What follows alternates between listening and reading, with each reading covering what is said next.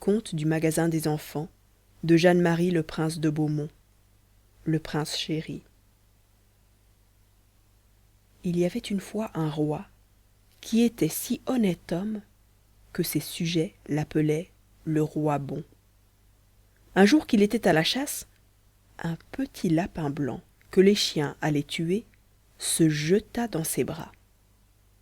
Le roi caressa ce petit lapin et dit: puisqu'il s'est mis sous ma protection, je ne veux pas qu'on lui fasse du mal. Il porta ce petit lapin dans son palais et lui fit donner une jolie petite maison et de bonnes herbes à manger. La nuit, quand il fut seul dans sa chambre, il vit paraître une belle dame.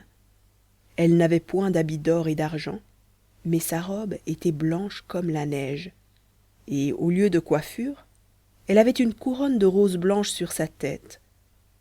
Le bon roi fut bien étonné de voir cette dame, car sa porte était fermée, et il ne savait pas comment elle était entrée.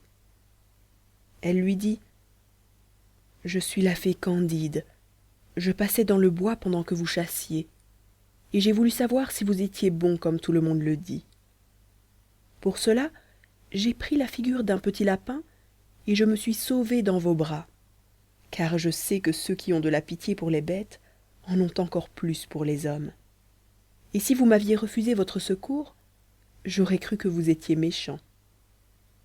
Je viens vous remercier du bien que vous m'avez fait, et vous assurer que je serai toujours de vos amis. Vous n'avez qu'à me demander tout ce que vous voudrez, je vous promets de vous l'accorder. Madame, dit le bon roi, puisque vous êtes une fée, vous devez savoir tout ce que je souhaite. Je n'ai qu'un fils que j'aime beaucoup, et pour cela on l'a nommé le prince chéri. Si vous avez quelque bonté pour moi, devenez l'ami de mon fils. De bon cœur, lui dit la fée, je puis rendre votre fils le plus beau prince du monde, ou le plus riche, ou le plus puissant. Choisissez ce que vous voudrez pour lui. Je ne désire rien de tout cela pour mon fils, répondit le bon roi, mais je vous serai bien obligé si vous voulez le rendre le meilleur de tous les princes. Que lui servirait-il d'être beau, riche, d'avoir tous les royaumes du monde, s'il était méchant? Vous savez bien qu'il serait malheureux, et qu'il n'y a que la vertu qui puisse le rendre content. Vous avez bien raison, lui dit Candide, mais il n'est pas en mon pouvoir de rendre le prince chéri honnête homme malgré lui. Il faut qu'il travaille lui-même à devenir vertueux. Tout ce que je puis vous promettre, c'est de lui donner de bons conseils, de le reprendre dans ses fautes, et de le punir s'il ne veut pas se corriger et se punir lui-même. Le bon roi fut fort content de cette promesse, et il mourut peu de temps après. Le prince chéri pleura beaucoup son père, car il l'aimait de tout son cœur, et il aurait donné tous ses royaumes, son or et son argent pour le sauver, si ces choses étaient capables de changer l'ordre du destin. 2 jours après la mort du bon roi, Chéri étant couché, Candide lui apparut. J'ai promis à votre père, lui dit-elle, d'être de vos amis, et pour tenir ma parole, je viens vous faire un présent. En même temps, elle mit au doigt de Chéri une petite bague d'or et lui dit: gardez bien cette bague, elle est plus précieuse que les diamants. Toutes les fois que vous ferez une mauvaise action, elle vous piquera le doigt. Mais si malgré sa piqûre, vous continuez cette mauvaise action, vous perdrez mon amitié, et je deviendrai votre ennemi. En finissant ces paroles, Candide disparut, et laissa Chéri fort étonné. Il fut quelque temps si sage que la bague ne le piquait point du tout, et cela le rendait si content qu'on ajouta au nom de Chéri qu'il portait celui d'heureux. Quelque temps après, il fut à la chasse, et il ne prit rien, ce qui le mit de mauvaise humeur. Il lui sembla alors que sa bague lui pressait un peu le doigt, mais comme elle ne le piquait pas, il n'y fit pas beaucoup d'attention. En rentrant dans sa chambre, sa petite chienne Bibi vint à lui en sautant pour le caresser. Il lui dit: retire-toi, Je ne suis plus d'humeur de recevoir tes caresses. » La pauvre petite chienne, qui ne l'entendait pas, le tirait par son habit pour l'obliger au moins à la regarder. Cela impatienta Chéri, qui lui donna un grand coup de pied. Dans le moment, la bague le piqua, comme si c'eût été une épingle. Il fut bien étonné, et s'assit tout honteux dans un coin de sa chambre. Il disait en lui-même: « Je crois que la fée se moque de moi. Quel grand mal ai-je fait pour donner un coup de pied à un animal qui m'importune? À quoi me sert d'être maître d'un grand empire, puisque je n'ai pas la liberté de battre mon chien? » « Je ne me moque pas de vous, » dit une voix qui répondait à la pensée de Chéri. « Vous avez fait 3 fautes au lieu d'une. Vous avez été de mauvaise humeur, parce que vous n'aimez pas à être contredit, et que vous croyez que les bêtes et les hommes sont faits pour vous obéir. Vous vous êtes mis en colère, ce qui est fort mal, et puis vous avez été cruel à un pauvre animal qui ne méritait pas d'être maltraité.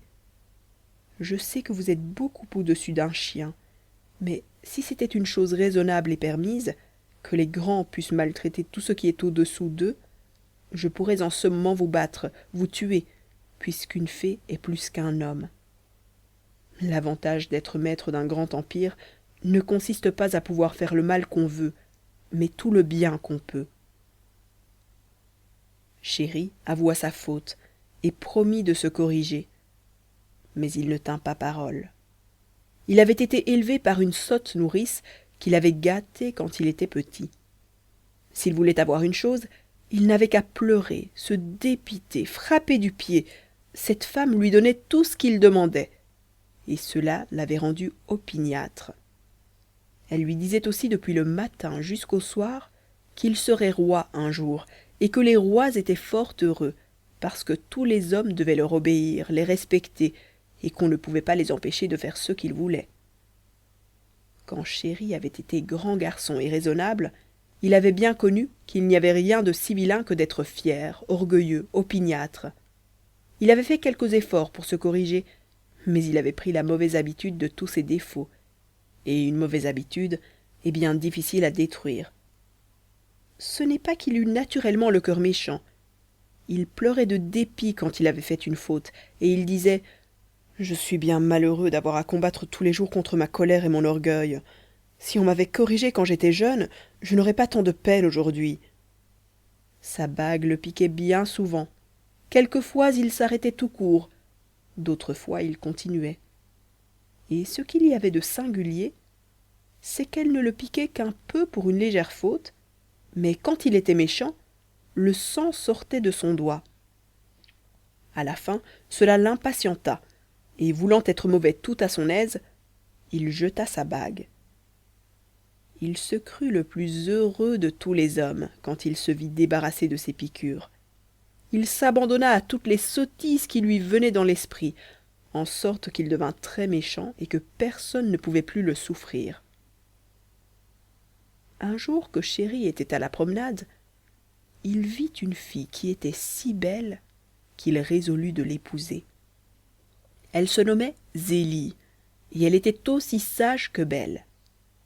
Chéri crut que Zélie se croirait fort heureuse de devenir une grande reine, mais cette fille lui dit avec beaucoup de liberté: « Sire, je ne suis qu'une bergère, je n'ai point de fortune, mais malgré cela je ne vous épouserai jamais. »« Est-ce que je vous déplais ?»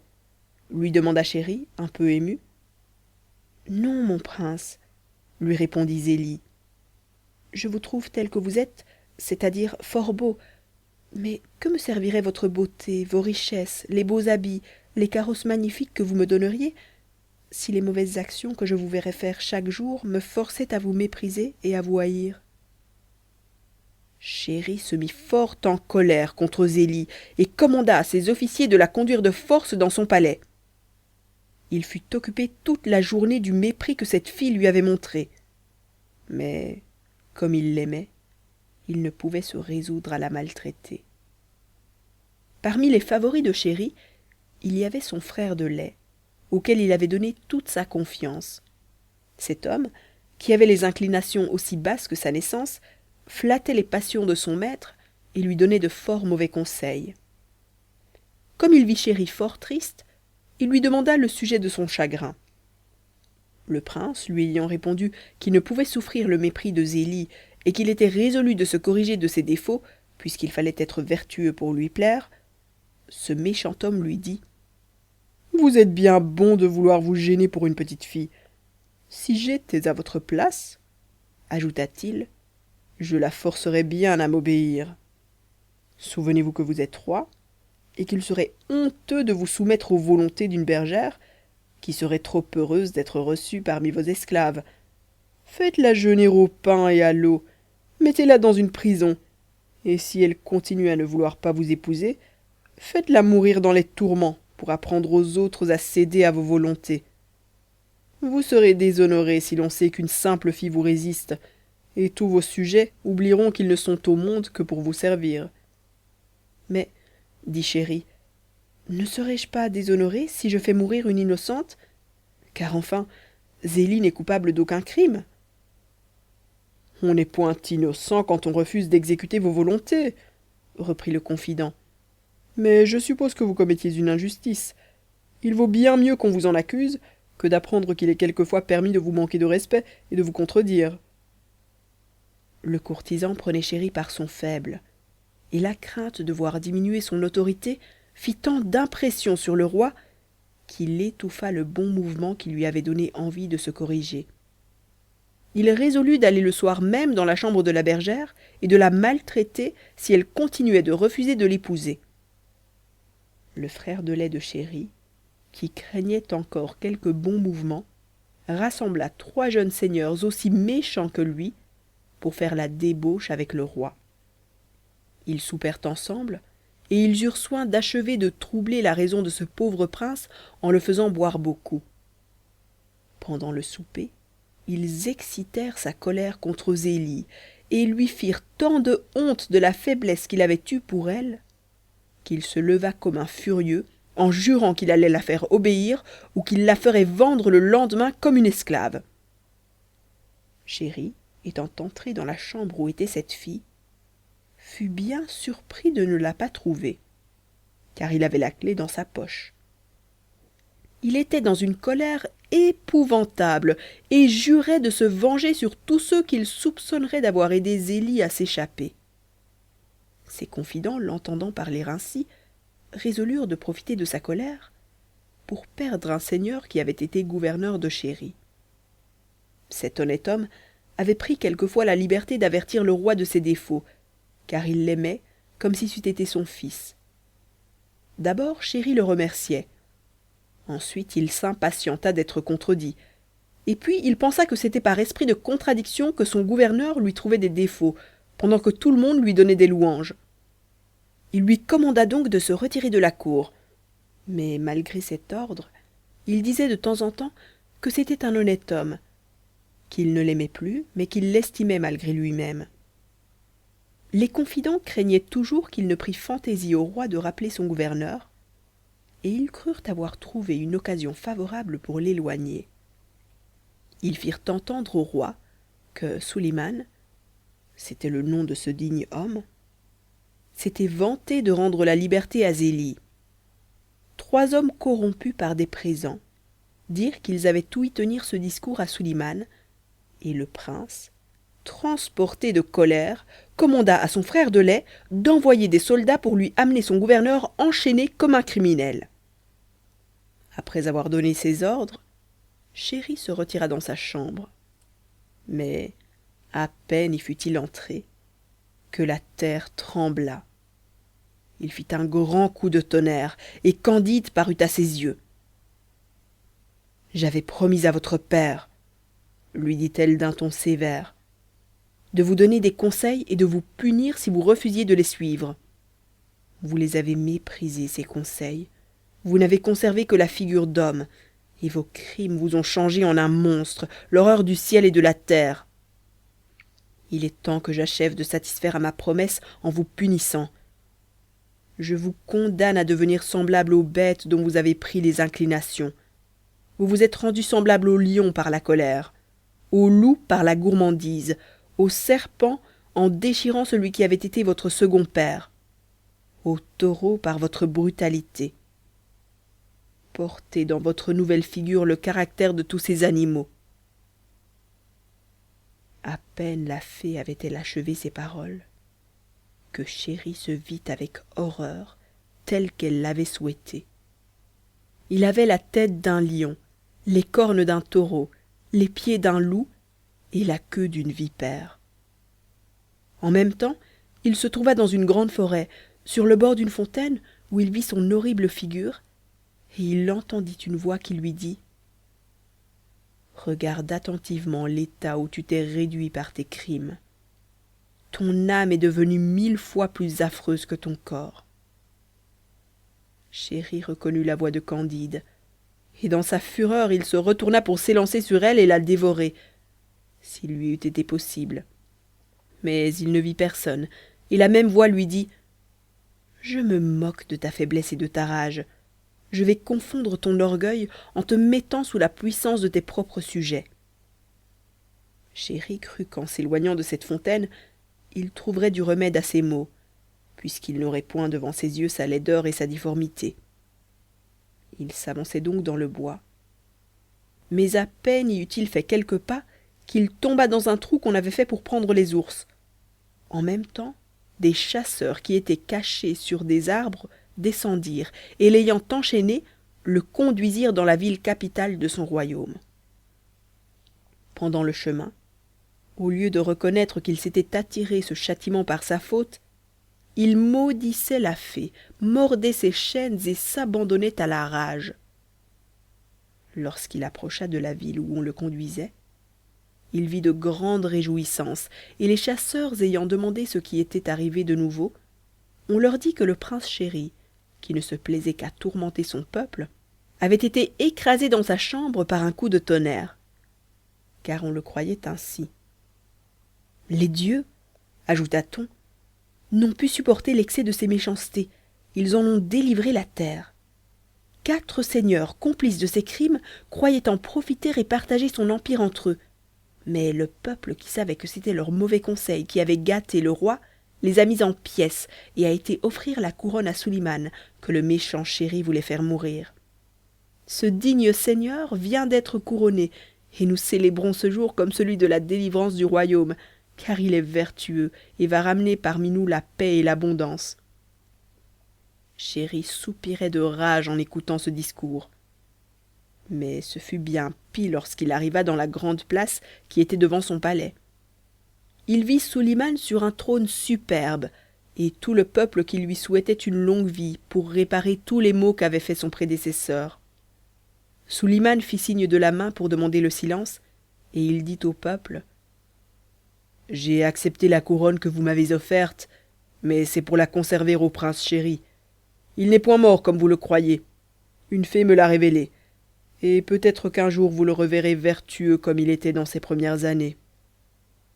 Hélas, continua-t-il en versant des larmes, les flatteurs l'avaient séduit. Je connaissais son cœur. Il était fait pour la vertu, et sans les discours empoisonnés de ceux qui l'approchaient, il eût été votre père à tous. Détestez ses vices, mais plaignez-le, et prions tous ensemble les dieux qu'ils nous le rendent.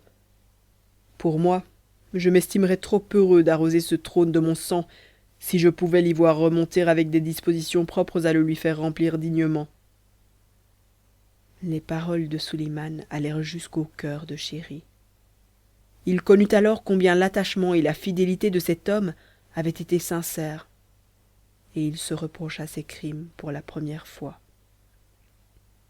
À peine eut-il écouté ce bon mouvement qu'il sentit calmer la rage dont il était animé. Il réfléchit sur tous les crimes de sa vie, et trouva qu'il n'était pas puni aussi rigoureusement qu'il l'avait mérité. Il cessa donc de se débattre dans sa cage de fer, où il était enchaîné, et devint doux comme un mouton.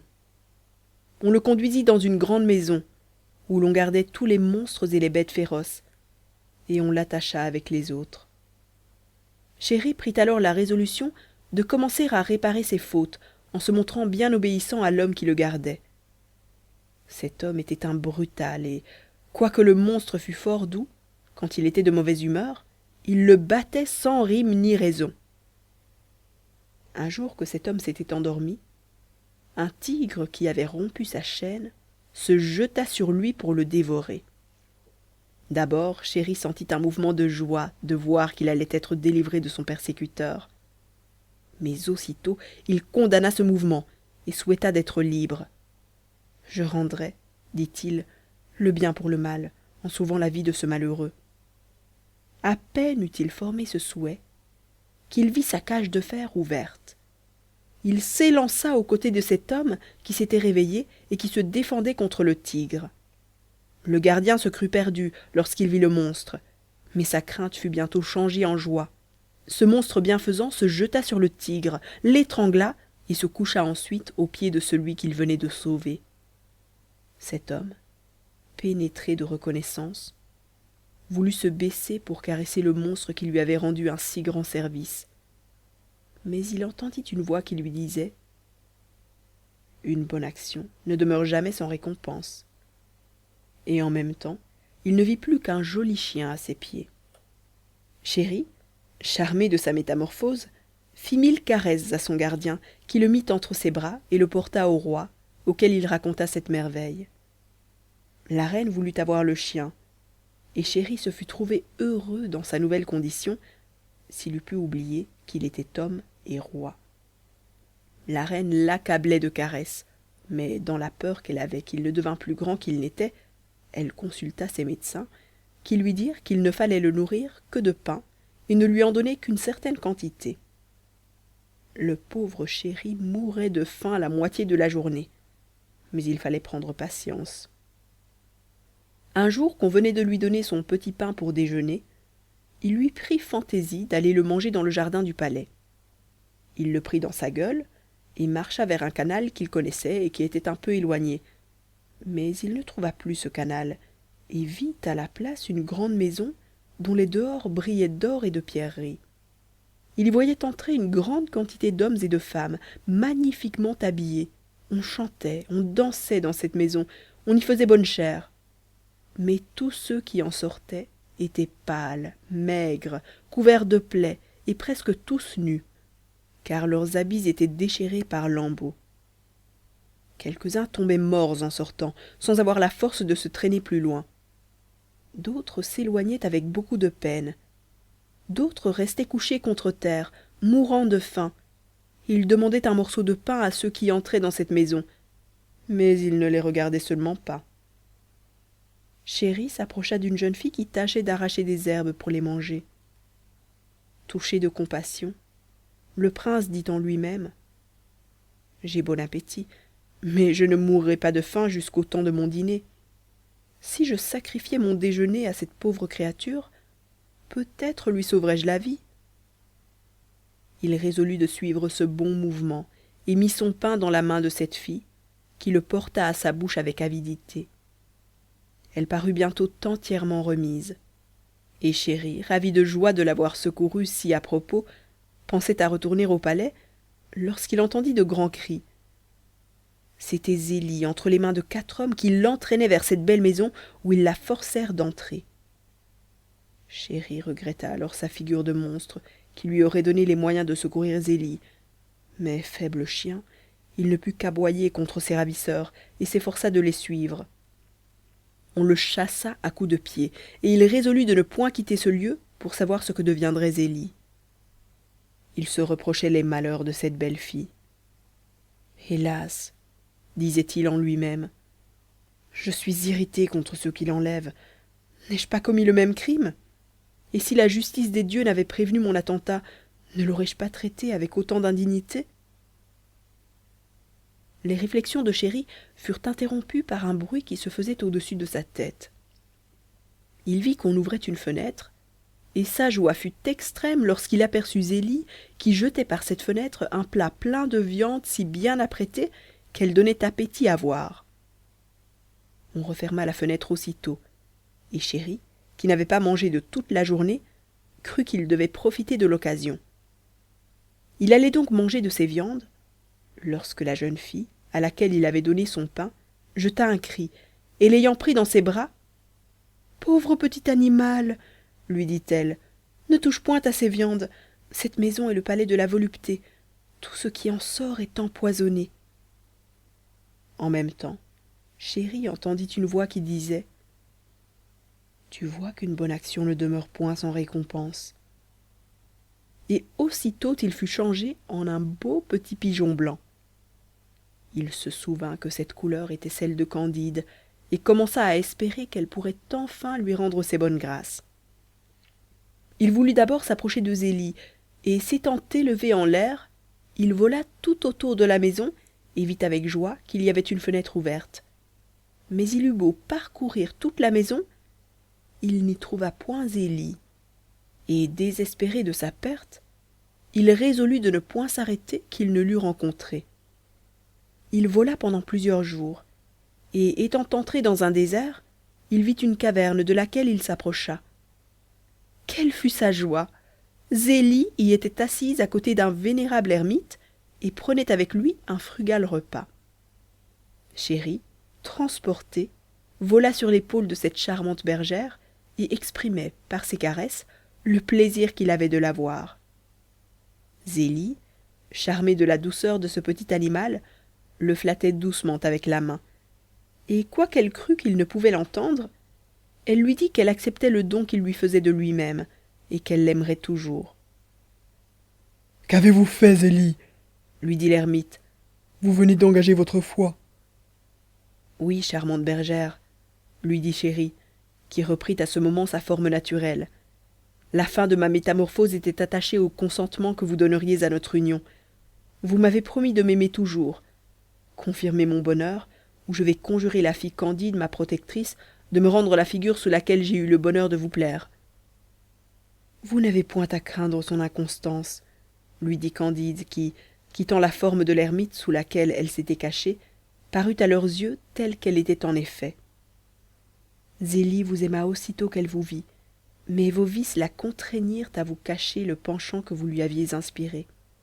Le changement de votre cœur lui donne la liberté de se livrer à toute sa tendresse. Vous allez vivre heureux, puisque votre union sera fondée sur la vertu. Chéri et Zélie s'étaient jetés aux pieds de Candide. Le prince ne pouvait se lasser de la remercier de ses bontés, et Zélie, enchantée d'apprendre que le prince détestait ses égarements, lui confirmait l'aveu de sa tendresse. Levez-vous, mes enfants, leur dit la fée. Je vais vous transporter dans votre palais pour rendre à Chéri une couronne de laquelle ses vices l'avaient rendue indigne. À peine eut-elle cessé de parler qu'ils se trouvèrent dans la chambre de Suliman qui, charmé de revoir son cher maître devenu vertueux, lui abandonna le trône et resta le plus fidèle de ses sujets. Chéri régna longtemps avec Zélie, et on dit qu'il s'appliqua tellement à ses devoirs que la bague qu'il avait reprise ne le piqua pas une seule fois jusqu'au sang. Fin du Prince Chéri.